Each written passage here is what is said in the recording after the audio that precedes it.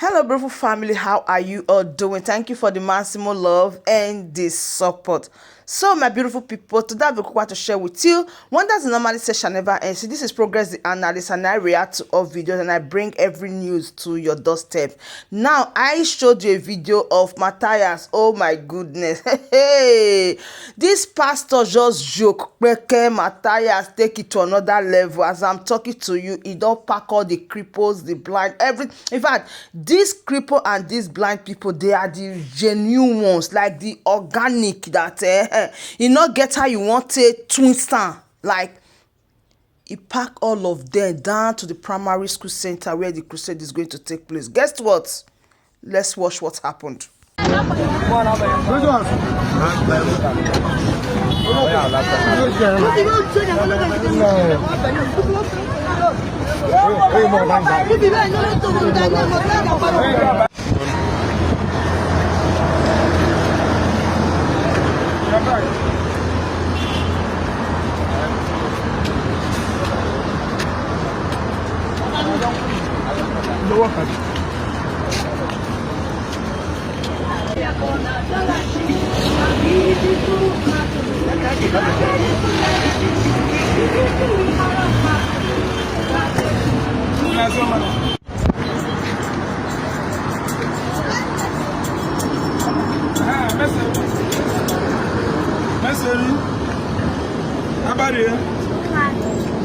don't come.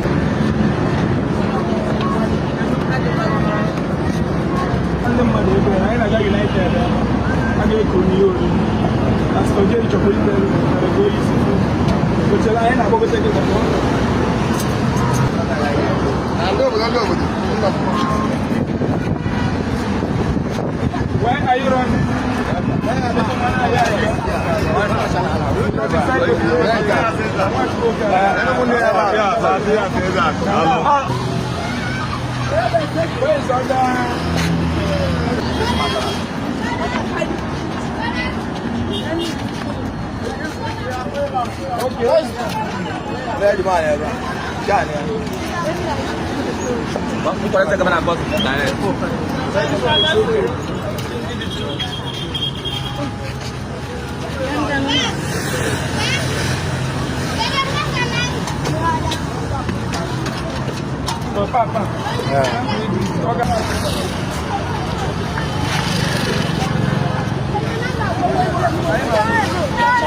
Yes, yes. I know me.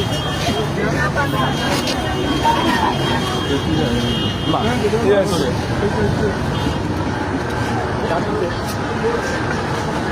Yes. Yeah, right. They're in the mask. They're It's okay.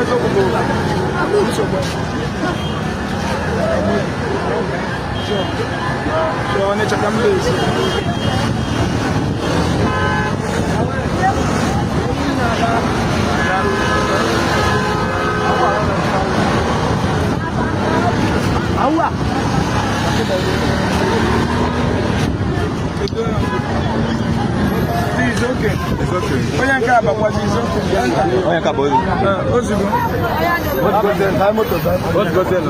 Let's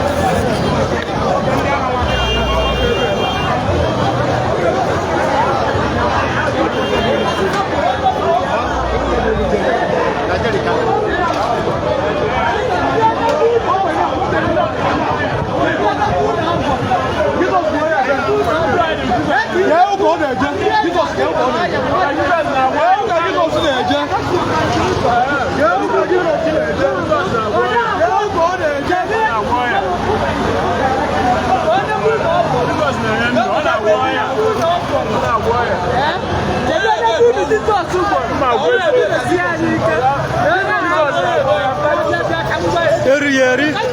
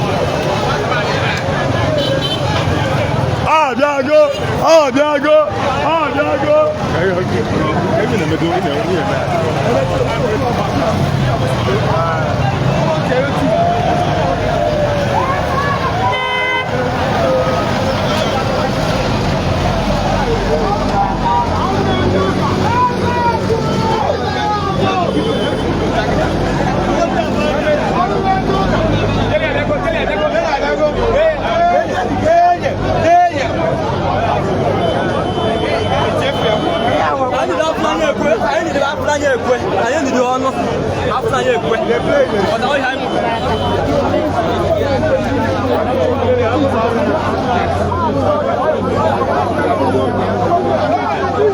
We are here live. I ain't no live. Okay, I fully hear him. Watching it. I ain't no live. Watching it. I need cages in there. You know, I want to go back to the live one. I want to listen on you. Good match,